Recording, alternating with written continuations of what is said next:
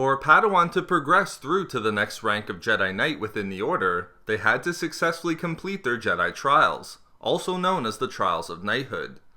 The Trials of Knighthood consisted of 5 primary trials that acted as prerequisites for a Padawan to achieve the rank of Knight.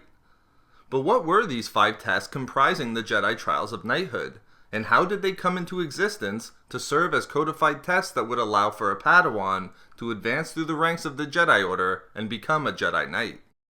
In this video expose, I will describe each of the 5 trials that a Padawan had to complete as part of the Trials of Knighthood and explain how these trials came to be instituted by the Jedi Order as part of a Jedi's progression from Padawan to Jedi Knight.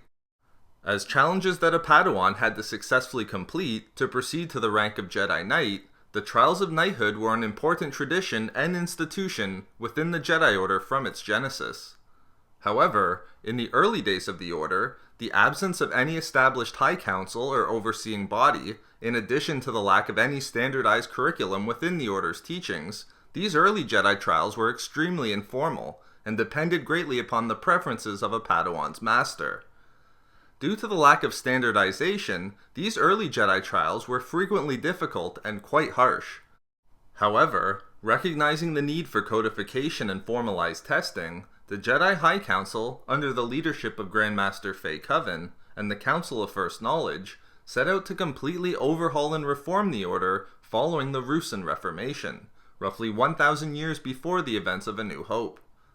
As part of these reforms, the Council codified 5 tests that a Padawan would have to complete as part of their Trials of Knighthood to attain the rank of Jedi Knight. They were the Trial of Skill, Trial of the Spirit, Trial of Courage, Trial of the Flesh, and Trial of Insight. When the Jedi High Council deemed a Padawan to be worthy of advancing to the rank of Knight, the Council administered the 5 trials within the Jedi Trials Chamber in the Jedi Temple on Coruscant.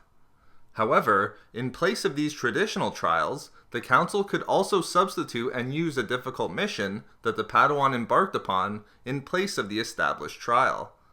For example, the actions of Obi-Wan Kenobi in his duel with the Sith Lord Darth Maul was deemed sufficient to have passed his trials, rather than have to undergo the traditional tests. Once a Padawan was able to successfully complete each of the 5 trials, their master's role was not yet complete, as they had to prepare their Padawan for their knighting ceremony. In preparation for the ceremony, the Padawan would engage in deep meditation in the days leading up to their being knighted. At the knighting ceremony, the Padawan would enter into the chamber known as the Hall of Knighthood, where they would kneel in front of the Grand Master of the Order, who would then remove their Padawan braid, thereby conferring upon them the rank of Jedi Knight. But what did each of the 5 trials entail? The Trial of Skill, one of the oldest trials utilized by the Jedi Order, required a Padawan to demonstrate that they had the requisite skill and technique with a lightsaber.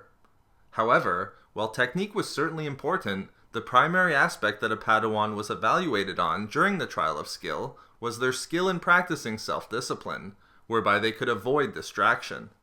During the Trial of Skill, a Padawan was called upon to duel an adversary in lightsaber combat, which could include a single or numerous enemies in the form of holograms, or even the Order's Battlemaster or Grandmaster themselves, wherein the Padawan would attempt to display their skill and stamina in enduring their attacks.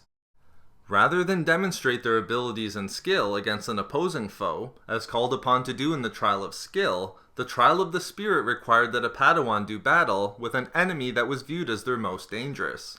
That is, the enemy that was present within themselves, as represented by their internal darkness.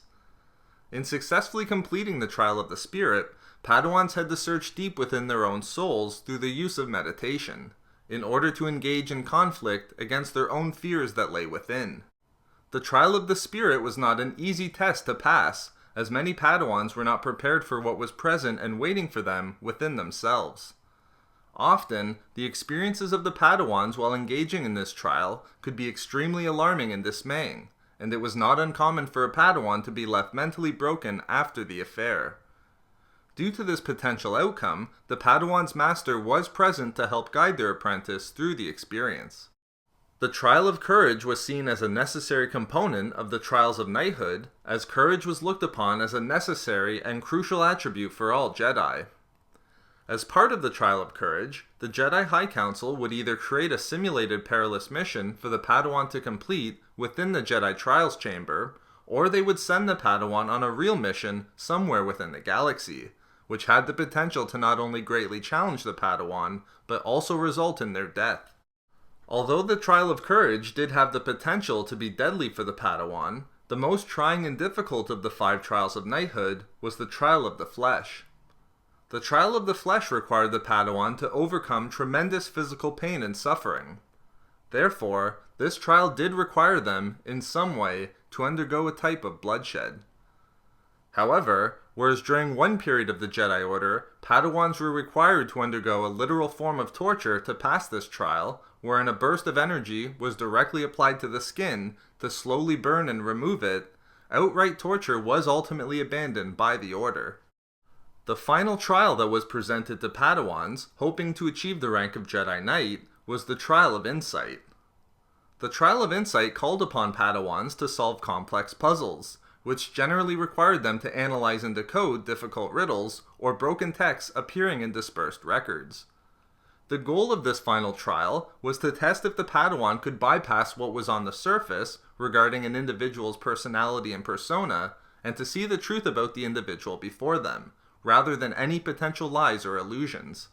Therefore, through the Trial of Insight, it was hoped that the Padawan would demonstrate the ability to use the Force to see what was truly in front of them, and disregard and ignore any attempts at deception, as only then could a Jedi truly succeed in their missions.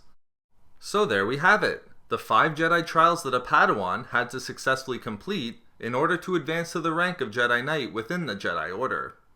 We love making these videos, so why not subscribe for more fun Star Wars theories and discussions?